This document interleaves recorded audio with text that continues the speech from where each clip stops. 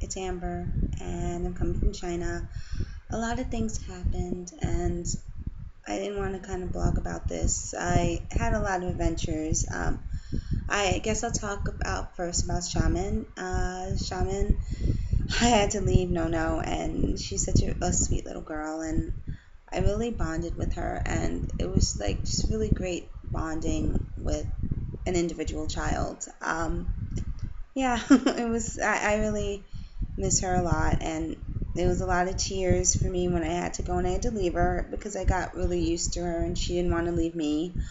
So that was really tough. And then I came home and I was very happy because I found a puppy, but things didn't end really happy with the puppy. And this is going to be going into a blog post too about my dog, and why you have to be careful about buying a dog in China, and how I probably should have listened to people before, thinking, well, it'll be lucky, things will be good, and I'll get a good one.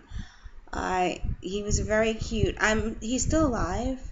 I don't know for how much longer. He has Parvo, and Parvo, if you don't know, it's a virus that attacks dogs. They can get very highly contagious.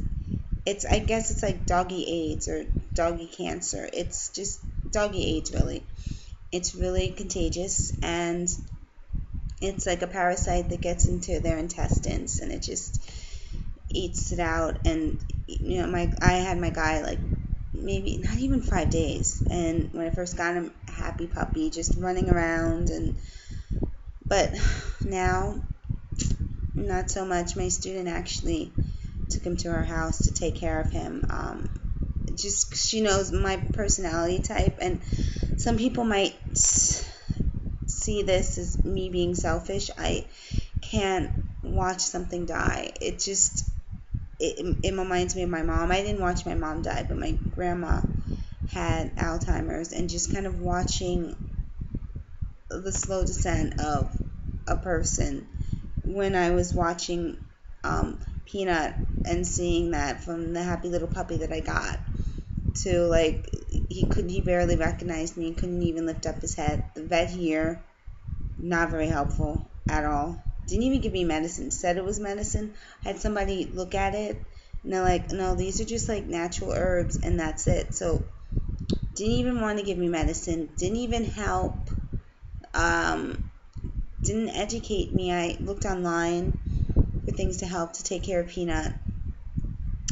My student's a nursing student, and another one is like a doctor, traditional Chinese doctor, and they said there's medication that you can get. But I kind of wish that I talked to them a little bit earlier than taking them to this vet who didn't even want to save my dog. But getting a dog in China, it's like a 50-50 chance. You may get one that dies, and you may not get one that dies. I'm not going to be getting a dog for a very long time. It's very heart-wrenching to fall in love. In this little dog, you would fall in love with as soon as you saw it. Everybody did. If I'm falling in love with a dog till like losing it within a week, I just ask for everyone's prayers that it won't be painful for him. If things work out and he does get better, he's not going to be the same dog that he was before. There's conditions that they can get, they won't be the same. So I really have to kind of evaluate that. If he has a fighting spirit and my student can save him, that's great. I love that little dog, even if he comes out and he's not the same. Being not the same means that he's a smarter breed of dog. He won't grow as much as he should. He's a toy dog already, so he'll be small. There's going to be like some learning disabilities if he does survive. So that's a lot of things to think about as well. But if he has that fighting spirit and he does survive, then it was meant to be. But I was basically crying the whole entire time, just crying all night. And a coworker said to me, a friend's like, are these tears just selfish tears? And I was really upset about that at first. But then I'm thinking, am I being really selfish? because really Peanut should be happy, and if he's not happy here and he's happy in heaven, and at least my mom will be there, then that's some happiness. I just want him to be free of pain and to be happy. And my tears were selfish because I wanted him here with me. I wanted to enjoy him. I wanted to live a life with him, take him on walks and have fun and train him. And he was really smart. He's a really smart dog. And just see, like, the amazing dog that he can grow up to be. This puppy was an amazing puppy. So I think I was just crying out of anger. I was crying out of frustration. Okay. But tips on getting a healthy dog in China. It's a crapshoot. I will say this: stay away from pet stores. Stay away from pet stores. There's a big case of Parvo here. Don't get a small breed of dog. A small breed of dog is not going to be able to fight the Parvo infection as much as a bigger breed. There's also some breeds that can have Parvo more so you should definitely stay away from, if you're getting a dog in China, from I think German Shepherds, Rotties. There was a couple of dogs, I don't remember 100%, but if they're the black and tan dogs, that's the kind of dogs that you have to stay away from. So German Shepherds, Rottweilers, Dobies, those are the type of dogs that for some reason have a higher case of getting Parvo. And it's hard, even if you get a shot, because the pet shop person said that Peanut did get a shot, but Peanut probably was infected before he got the shot. It takes like 5 to 7 days for even the symptoms to come out. And when they come, it comes really suddenly. You could have a happy dog wagging his tail in the morning, and then a dog laying on the floor, like, not eating and losing weight. It really is not a pleasant way. So this video is just to let you know it's really hard, and if you get a pet and you live in China, just try not to get yourself attached to it for at least for a while. Oh, also, I did read and study about Parvo. If you do want to get a pet, make sure he's over a year out of puppydom, because puppies are the ones that will die from Parvo. But an adult dog can get Parvo, and it's not as serious. It kills puppies more. So your bigger your breed, the more that it can sustain. But if it's like a Rottie and that type of dog, you have to be very careful because they get it more. Myself, I have to bleach my entire house because Parvo can stay in your home for a year. I also read that Parvo can stay outside on grass for upward of 3 years. Doesn't matter if it rains or anything. So if there was a Parvo infected dog, your dog can get Parvo, even if that dog wasn't there for like 3 years. So it's very serious. And again, in the U.S., and these are things that I saw from the U.S., so I don't want anyone to say, oh, it's because she went to China and, those our dogs in the U.S. are healthier. No, all the information that I read about Parvo and about dogs dying from Parvo all came from the U.S. So this is a serious disease, and it's not just that I'm in China.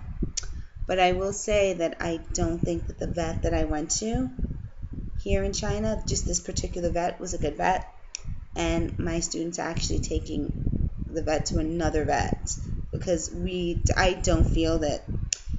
But just by reading about, and even in China I read about, my dog should have been hooked up to an IV as soon as they tested, and they did not do that. They gave the dog some antibodies and told me to take it home. And then the vet's like, well, maybe you want to get another dog. So the table manners wasn't 100%. So it's just, if you're a very emotional person like me, it's also better, you really have to think about if you're going to get a dog or not in China. Because I don't know if he's going to survive or not. I just don't know. but it's really heart-wrenching on me, and I just want to say if someone that's reading this blog or seeing this video to kind of rethink it. If you like attach yourself to people, animals very quickly, it's something that you want to think about, because I really attached myself to this dog very quickly, and it's very hard. I have friends trying to cheer me up, but I just kind of want to stay inside and not do much. And I got the dog to, make me happier in China, to do things, and, just something to love. And, and my other dog I left in the US. So I just wanted to kind of fill that empty void, and this happened. So just be careful. And if you, maybe somebody who's a breeder may be able to help, if you can find a breeder, or if you know someone and they're very good friends and they have a dog that just gave birth. Dogs, the mothers, that they protect the dogs with antibodies. My dog was, they said my dog was 2 months. I think that in China for that breed was a little bit too early to adopt. He was just too little to fight the virus. So there's just a lot of things to think about, and I'm making this video now because when I hear the results, like if he did live or he isn't or he didn't, I think it's going to be just very emotional, and I just wanted to make this video to say this is what you need to look out for. Also, if it's too cheap, don't buy it. If the dog is too cheap, don't buy it. There's a reason why. Okay. So hopefully somebody will get something out of this message, and it's not just meant, this is just my experience. I know a lot of people that got pets. My friend got a pet for like 100 kwai from this guy in the street, and the dog doesn't have parvo, and the dog's happy and healthy. It's just all a matter of luck.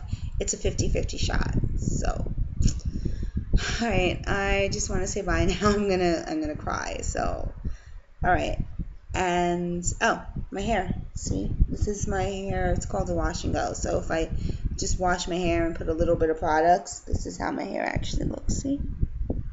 So this is the real curl pattern of my hair without doing like twist outs and things like that. So, all right, I will talk to you soon, and bye bye from China.